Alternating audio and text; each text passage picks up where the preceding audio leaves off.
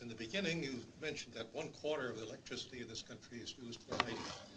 Any breakdown as to how much of that is the old-fashioned incandescent lamps? The implication is you get rid of your incandescent lamps and you save a lot of energy because they're 3 or 4 times as efficient. But how about the older fluorescents?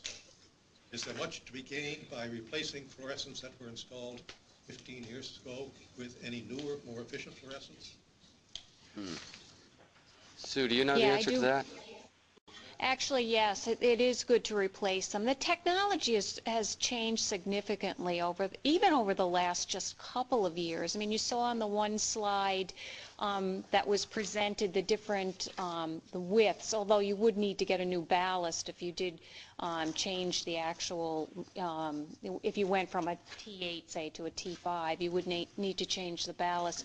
But there is a lot more efficiencies in a lot of the newer bulbs.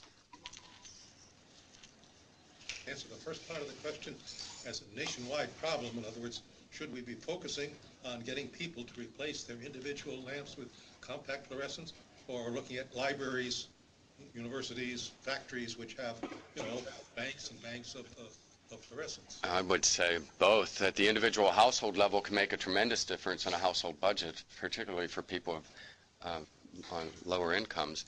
It's helping with figures. If you replace 5 in a household, You'd replace 5. It would be $50 for 5. your 5 most used fixtures. But I really think you bring up a really good point, and I think really that changes in behavior really start at home, and I think that they always kind of move into the marketplace after they start at home. So I think, like Joe says, when you make just little small differences, even if you were to change just one of your most popular bulbs in your house, which is really what we're just asking people to do at this point, is to just try it, try and see if you like the light output, and notice that there really is no difference between the incandescent and the CFL. That's what changes things. You really need to make, just little personal steps in order to make big differences.